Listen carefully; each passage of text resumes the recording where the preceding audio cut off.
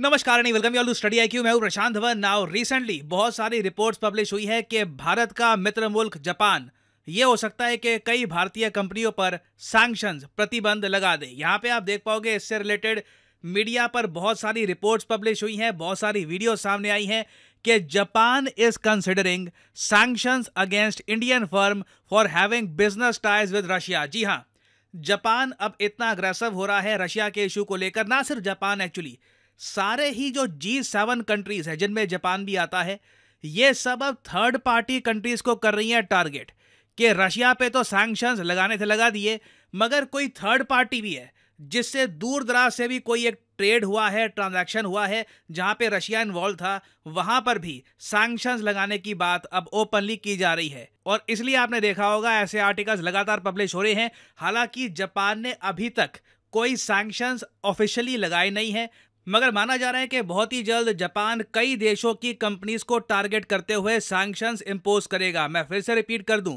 ऐसा नहीं है कि जापान स्पेसिफिकली इंडिया को टारगेट कर रहा होगा।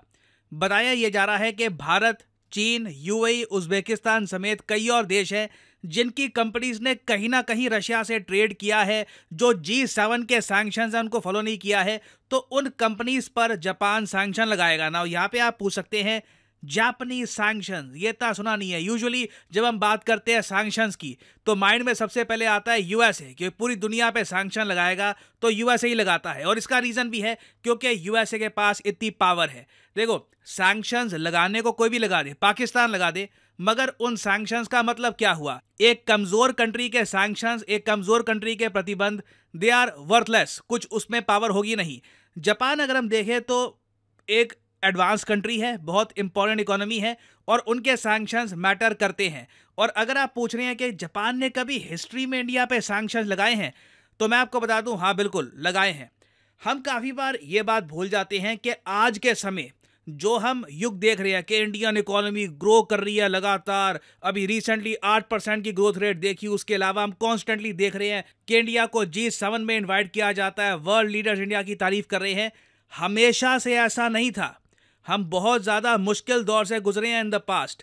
1998 का भारत आप अगर देखोगे तो उस वक्त हालत बहुत ज़्यादा अलग थी। आज के समय जापान जो एक बहुत ज़्यादा फ्रेंडली कंट्री बन चुका है इंडिया का, 1998 में ऐसा नहीं था। जब इंडिया ने उस वक्त पोखरण न्यूक्लियर टेस्ट किया था तो दुनिया भर के कई देशों ने भारत पे सैंक्शंस लगाए थे, इंक्लूडिंग जापान। और इसलिए अब जो ये 2024 में सैंक्शंस की बात चल रही है ना, तो लोग ये कह रहे हैं कि ये पहली बार होगा सिंस 1998 जब जापान इंडिया पे या फिर इंडिया की एक कंपनी पर सैंक्शंस लगाएगा। अगेन, भारत सरकार पे सैंक्शन लगाने की बात नहीं की जा रही। सैंक्शंस लगेंगे भी तो एक या फिर दो पर्टिकुलर कंपनीज पे लगेंगे, जिस तरीके से रिसेंटली यूएसए ने लगाए थे सैंक्शंस। और आपको याद होगा जब यूएसए ने इंडियन कंपनीज पर सैंक्शंस लगाए थे, क्योंकि यूएसए के हिसाब से ये कंपनीज हेल्प कर रही थी ईरानियन ड्रोन्स को ट्रांसपोर्ट करने में all the way to Russia. इस टॉपिक पर मैंने एक जो वीडियो बनाई थी, करीब 8,30,000 के आसपास इस पर व्यूज आए थे। और मैंने आपको इस वीडियो में बताया था कि इन सैंक्शंस के बावजूद इंडिया यूएस के रिलेशंस गवर्नमेंट लेवल पर खराब नहीं होने वाले, दोनों कंट्रीज की कोऑपरेशन चलती रहेगी। और सेम केस होगा इंडिया जापान के इशू को लेकर भी। इंडिया मोस्ट प्रॉब्ली ज़्यादा एक बड़ी प्रतिक्रिया देगा नहीं जब जापान के सैंक्शंस आएंगे। अगेन, मुझे यहाँ पर बोलना पड़ेगा, देखना होगा कि जापान ये सैंक्शंस लगाता भी है या नहीं लगाता, क्योंकि इनकी तरफ से स्टेटमेंट्स तो आ रही हैं जहां पे जो चीफ सेक्रेटरी हैं जापानीज गवर्नमेंट के, यहाँ पे आप देख पाएंगे इनका नाम योशिमासा हयाशी, इन्होंने ये बात कही है कि रिसेंटली जो G7 समिट हुआ है वहां पे हमने new package of sanctions announce किए हैं यूक्रेन की हेल्प के लिए। आपको पता होगा रिसेंट G7 समिट में यूक्रेन की हेल्प करने के लिए G7 देशों ने बड़े कदम उठाए हैं। सबसे पहली बात तो रशिया का जो पैसा, रशिया के फॉरेन एक्सचेंज रिजर्व्स जो यूएस, यूरोप में थे, इनको सीज कर लिया गया और इसी पैसे का एक बहुत ही बड़ा अमाउंट यूक्रेन को दे दिया गया एक सॉफ्ट लोन के रूप में।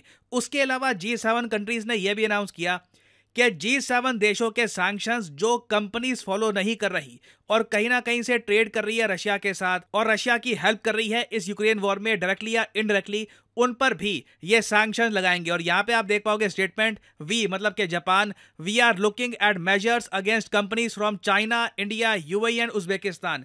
ना मुझे यहाँ पर यह बात ऐड करनी पड़ेगी, इस मूव से यूक्रेन की इतनी कोई खास मदद होने नहीं वाली।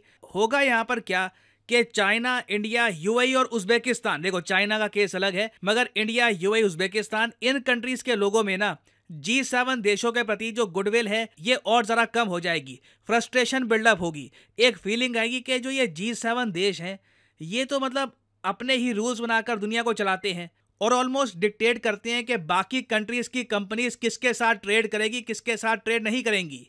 और हो सकता है कि फ्यूचर में जो ये G7 की पॉलिसीज हैं इसका कुछ ना कुछ इकोनॉमिक लॉस भी हो भारत को। फॉर एग्जांपल मैं आपको बताता हूं, इंडिया, रशिया और बाकी जो दुनिया है इनका एक बहुत ही सिंपल ट्रेड ये है कि रशिया से आते हैं बहुत सारे रॉ डायमंड्स, ये रॉ डायमंड्स इंडिया परचेज करता है और इंडिया में प्राइमरली गुजरात में इन डायमंड्स को पॉलिश करके हम एक्सपोर्ट करते हैं यूरोप में, यूएस में और जगह। अब यूरोपियन यूनियन और G7 ने इन रशियन डायमंड्स पे बैन लगा दिया है जिससे बाय डिफॉल्ट इंडिया को भी लॉस होगा। इंडिया के विदेश मंत्री डॉक्टर एस जयशंकर साहब ने रिसेंटली कहा कि हम लोग ये इशू उठाएंगे यूरोप के साथ, G7 के साथ, कि जो आपने ये रशियन डायमंड्स पे बैन लगा दिया है इससे बाकी बहुत सारी और कंट्रीज की इकोनॉमी पे भी इंपैक्ट आएगा। तो ये इशू देखिए इंडिया को रेस करना होगा और इसलिए मैं कहूंगा कहीं ना कहीं ब्रिक्स बहुत ज्यादा इंपॉर्टेंट है एज ए काउंटर बैलेंस। नहीं तो दुनिया में अगर एक ही ग्रुप है G7, वो सब डिसीजन ले रहा है, उनको कोई परवाह नहीं है बाकी कंट्रीज की इकोनॉमी की, उनके ट्रेड की, वो बस चाहते हैं कि उनके हिसाब से दुनिया चले, तो इससे ऑब्वियसली बाकी कंट्रीज के इंटरेस्ट हर्ट होंगे। तो अब देखना होगा जापान यहाँ पर करता क्या है, जापान कितनी कंपनीज पे सैंक्शन लगाता है, सैंक्शन लगाता भी या नहीं लगाता, और इंडिया किस तरीके से इसका रिस्पॉन्ड करता है। अगेन मैं यहाँ पर कहूंगा इंडिया जापान के रिलेशंस इससे खराब नहीं होंगे। मैं एक बार को यहाँ पर तो ये भी कहूंगा जापान पर भी कहीं ना यूएस और G7 का प्रेशर है कि यूक्रेन के लिए कुछ करो, यूक्रेन की मदद करने के लिए कुछ ना कुछ करो। नहीं तो आप अगर सोच कर देखें यूक्रेन के साथ क्या होता है क्या नहीं होता, उसका जियोपॉलिटिकल इम्पैक्ट जापान पे ना के बराबर होता है। But still since Japan part है G7 का, उनको भी पार्टिसिपेट करना पड़ रहा है इस सब में। तो अभी देखिए ये टॉपिक सैंक्शंस का बहुत ज्यादा न्यूज में रहेगा आने वाले कई दिनों तक। कुछ मेजर अपडेट्स आती हैं, जापानी सैंक्शंस लगते हैं, किन देशों की कंपनीज पे लगते हैं, उससे रिलेटेड मैं आपके लिए अपडेटेड वीडियो बाद में ले आऊंगा।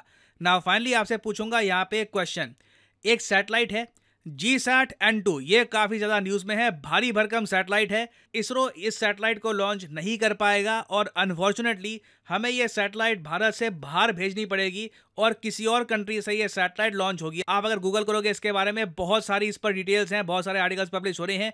आपको सिंपली ये बताना है कि GSAT-N2 अगर भारत लॉन्च नहीं करेगा तो किस कंट्री से ये लॉन्च की जाएगी। ये है यहाँ पे आपकी ऑप्शंस, फ्रांस, यूएसए, रशिया या फिर जापान। कमेंट सेक्शन में करिए उत्तर, जो लोग सही आंसर देंगे उनकी कमेंट को मैं हार दे दूंगा ताकि बाकी लोग समझ पाएं कि सही आंसर क्या है। फाइनली यहाँ पर मैं ये भी ऐड कर दूं कि स्टडी IQ का जो बैच 11 है ये 20 तारीख को स्टार्ट हो जाएगा और 20 तारीख के बाद एनरोलमेंट्स यहाँ पर बंद हो जाएंगी। This is very important. आपके पास मौका है 20 तारीख रात 12 बजे से पहले इस बैच में एनरोल कर लीजिए ताकि 21 से आपकी जो यूपीएससी प्रेपरेशन है सिस्टमैटिक तरीके से स्टार्ट हो। लाइव क्लासेस के जरिए आप पॉलिटी, हिस्ट्री, वेरियस जो सब्जेक्ट्स हैं सब कुछ चैप्टर 1 से सिस्टमैटिक तरीके से पढ़ें ताकि यूपीएससी प्रीलिम्स 2025 या फिर इवन बियॉन्ड, अगर आपका टारगेट है 2026, 2027, आप कॉलेज स्टूडेंट हैं, आपके पास टाइम है, अभी आप रुक के एक प्रॉपर अटेम्प्ट देना चाहते हैं, तो स्टडी IQ का जो बैच 11 है यूपीएससी का, इसमें आप कर सकते हैं एनरोलमेंट। सिंपली कमेंट सेक्शन में जाइए, यहाँ पे आपको लिंक मिल जाएगा यूपीएससी IAS बैच 11, इस पर करिए क्लिक और आपके सामने खुल जाएगा ये पेज। मोबाइल फोन पे हैं तो स्टडी IQ की जो ऐप है गूगल प्ले स्टोर से डाउनलोड कर लीजिएगा और जो यहाँ पर प्राइस आपको दिख रहा है यूपीएससी IAS P2I कोर्स का, ये कभी भी पे मत कर देना। सिंपली यहाँ पर कोड डालिए PD10 और एक मैसिव डिस्काउंट आपको मिलेगा। 30 महीने का कोर्स 30,000 रुपए में, मतलब हर महीने के आप लिटरली 1,000 रुपए पे कर रहे होंगे। आपको मिलेगी लाइव क्लासेस, आपके एड्रेस पे स्टडी IQ फिजिकल बुक्स भेजेगा, आपको 1-to-1 मेंटरशिप मिलती है, आपका प्रीलिम्स, मेंस, इंटरव्यू तीनों प्रॉपर्ली कवर होता है इस पैकेज के अंडर। और हाँ, आपको अलग से टेस्ट सीरीज भी परचेज करने की जरूरत नहीं है क्योंकि प्रीलिम्स टेस्ट सीरीज भी आपको इसी कोर्स के अंडर मिलेगी। तो जो बैच 11 है ये 20 तारीख रात 12 बजे के बाद यहाँ पे एनरोलमेंट खत्म हो जाएगी। तो आपके पास 20 तारीख रात 12 बजे का टाइम है। You can start your UPSC preparation in a proper way. So इसी नोट के साथ ये है वीडियो का अंत। Thank you for listening and as I always say, may the gods watch over you.